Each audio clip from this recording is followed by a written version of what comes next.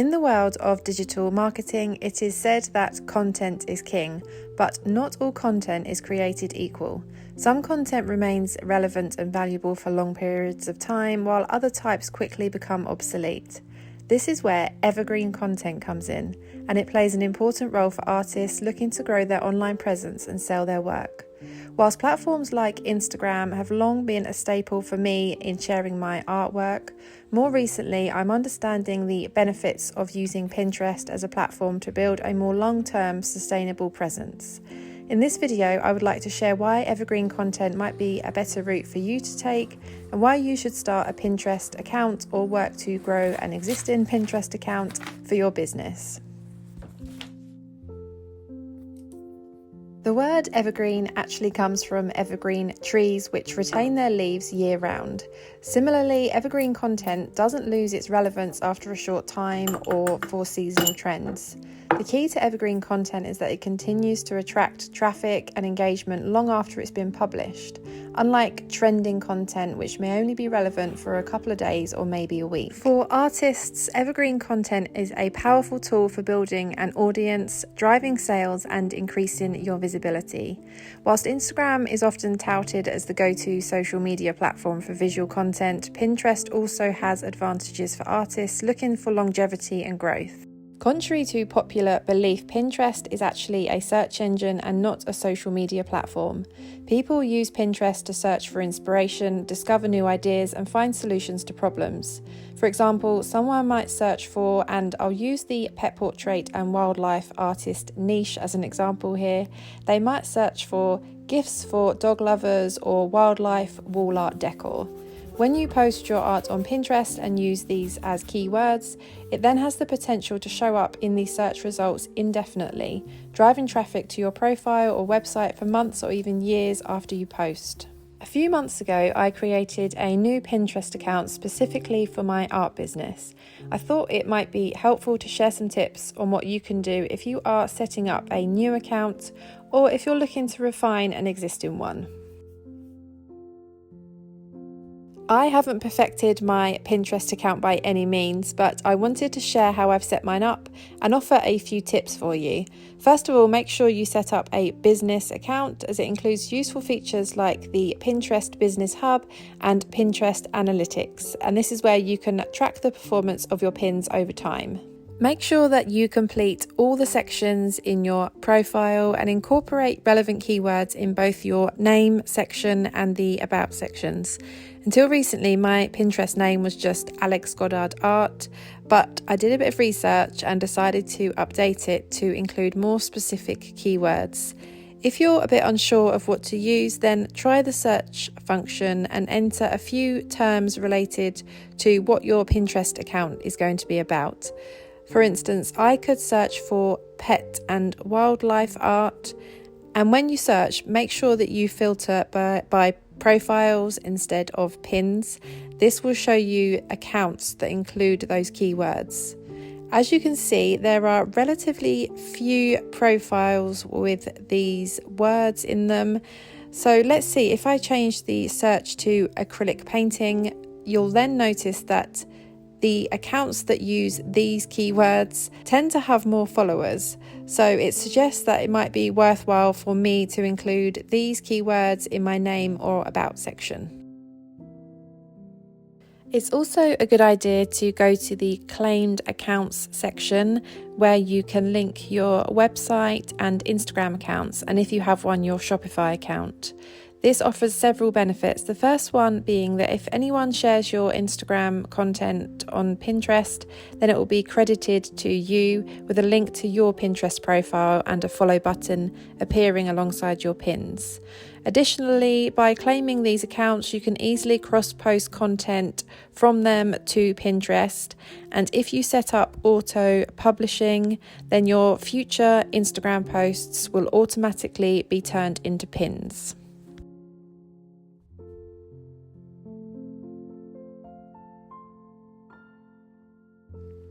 Now let's focus specifically on pins and boards. Pinterest is designed to direct users straight to the product. It lets you add links to pins, which makes it easy for viewers to click through to your website, your online store, or your blog, for example.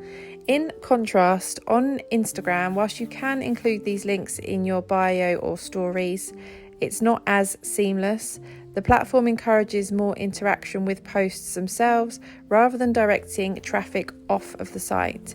This can limit opportunities for artists to convert followers into customers.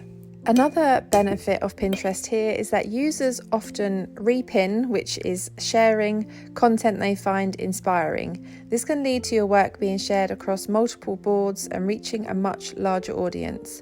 When someone repins your art, it's essentially an endorsement, helping you reach potential customers and followers who might not otherwise have discovered your work. People on Pinterest are typically searching with intent to discover something new, make a purchase, or maybe to get inspiration. This makes Pinterest users more likely to engage with and act upon content, whether that's buying a piece of art or following an artist for future inspiration. With a social media platform like Instagram, on the other hand, the intent behind user activity isn't always as purchase-driven as on Pinterest. I've logged back into my Pinterest account now, and I'm going to show you some more detailed stats around my pins. This is my homepage, and at the top you've got a summary of how many followers you've got. At the moment mine's still very low, I've only got 18 followers. And I'm following 22 people, and my monthly views are at 10.4k, which I think is pretty good. I think my monthly Instagram view is around 6.6. I haven't really posted a lot on Instagram this month. So my Pinterest views are much higher, and that's with a lot less followers as well. So that's definitely something to bear in mind. On Pinterest, it's not so much about how many followers you've got. It's more about people actually seeing and interacting with your pins, and they don't necessarily have to be following you to see those pins. I'm now going to go over to my analytics tab and get some more detailed stats on my pins. This is why it's a good idea to have a business account. You get a breakdown of how all your pins are performing over time. I'm going to just select a custom date range. I can't exactly remember when I started this new Pinterest account, but I will set it for the beginning of May up until the present time. So along the top here you have a summary based on different metrics. The first one here is impressions, and if you hover your mouse over the little eye, it gives you an explanation as to what each metric means. So I've had 45.99 thousand impressions, 2.98 thousand engagements. The outbound clicks are at 83. This is the important metric. So this is how many people have seen your pin and it's grabbed them enough that they want to find out more, basically, and they've clicked on either the image or the link, and it's taken them out of Pinterest to wherever you want them to go to, whether that be your website, your blog, your YouTube channel. And these are the audience who are most likely to purchase off you, or to watch a video, or to read a blog.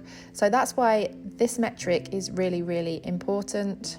I'm now going to specifically look at which of my pins have performed the best.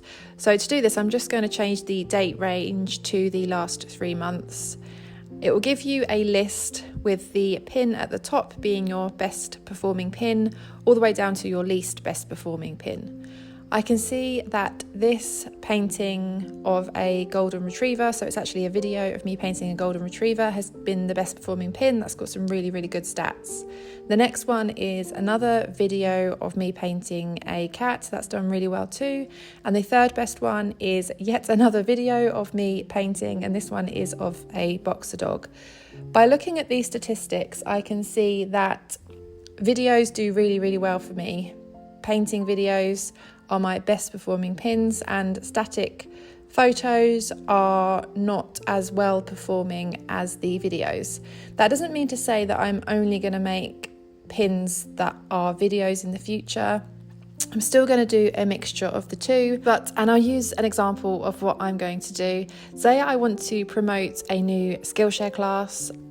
then I would create a static image for people to click through with the information on, but I would also make a pin that is in video format, so I would include a little snippet of the footage that I use in the Skillshare class. So you don't only have to create one pin, you can create as many pins as you want on the same subject, in the hope that it will appeal to a wider audience. Lastly, I wanted to talk about using boards. It's a really good idea to group your pins into boards, as this is a great way to keep your account organised, but also another way to incorporate keywords into your content. Till recently, I didn't have very good names for my boards. There were more names for my benefit rather than for the benefit of my audience and for trying to increase my visibility. So I've changed them recently and I've tried to incorporate keywords. This one here is a board that I've titled Tips for Growing a Small Art Business, and it includes pins that take people to my blog, and that's basically what my blog is about. I've also got a board for my original artworks and a board for my craft fair and gift market inspiration photos and videos.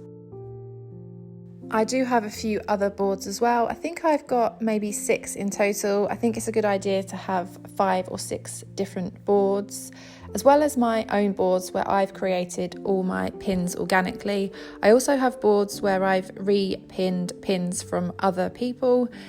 I would say try and keep these boards similar to what your business is about. So if you're an artist too, you want to be repinning things to do with your art business, whether that may be botanical surface design patterns or photography of animals and birds that you use as inspiration. You don't really want to be having boards about your next hairstyle you're going to be asking for at the hairdressers or what pajamas you're going to be buying for Christmas.